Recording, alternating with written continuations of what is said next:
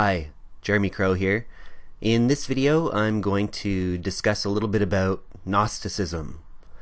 So, Gnosticism is based off of the root word gnosis, which is Greek for knowledge.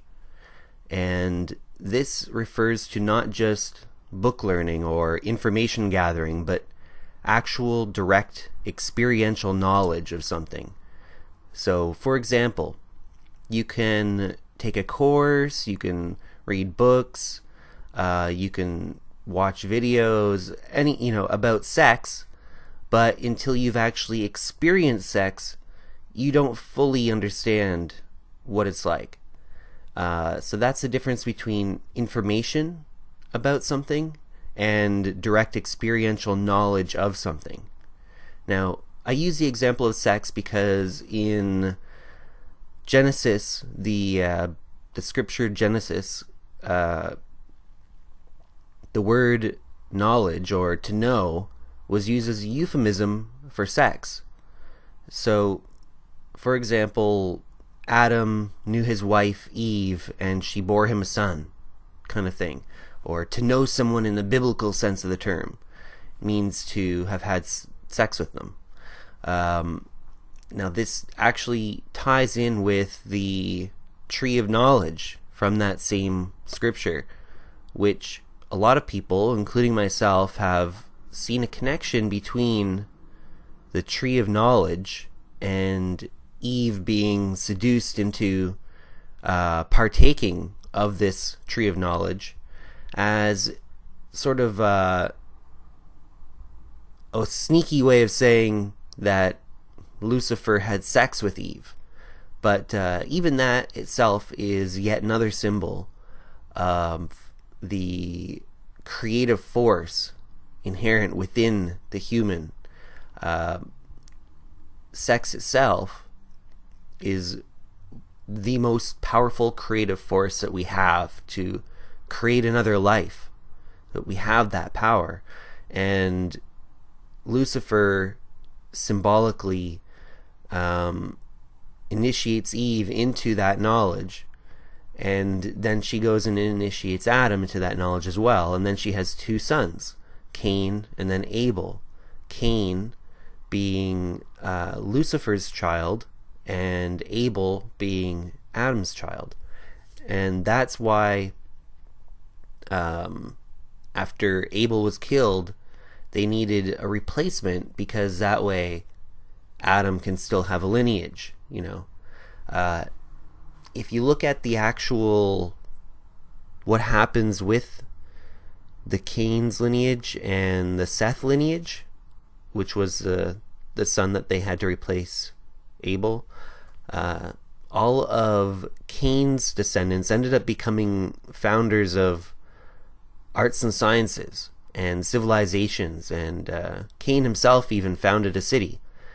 But if you look at the other lineage, the Seth lineage in the stories, they all end up becoming mystics and priests and that sort of thing.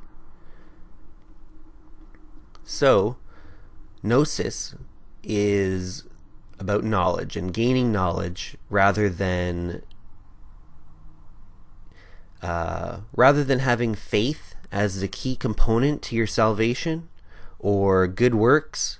It's knowledge. The truth shall set you free, kind of thing. And the freedom that you gain is from ignorance. And this is embodied by the symbol of the Demiurge and the Demiurge's archons. This is one way of viewing kind of the god of this earth. And usually it's associated with the Yahweh in the Old Testament as a sort of half-blind god who is egomaniacal tyrant. Very similar to the Zeus figure, actually.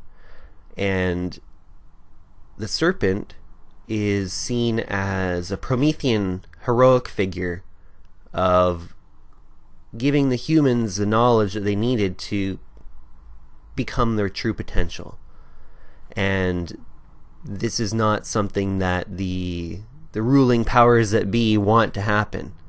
So as you can see, this mythology is very compelling to our modern mind, because in a lot of cases it really does seem as though we're living in a kind of a prison planet where the worldly authorities are trying to keep the masses of humanity ignorant and easily manipulated and controlled. But once we can understand the truth, we can free ourselves from those restrictions that we have allowed them to impose upon us. So it's kind of a bucking the system kind of philosophy, which found itself very,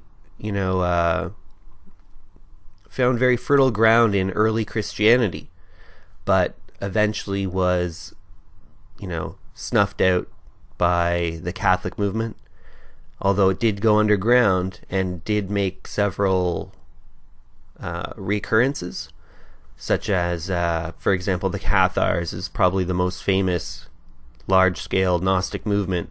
They were somewhat fundamentalist Gnostic because they believed that the earth was evil, and that procreation was wrong because you're bringing more souls, you're creating more bodies for more souls to be trapped into this horrible place.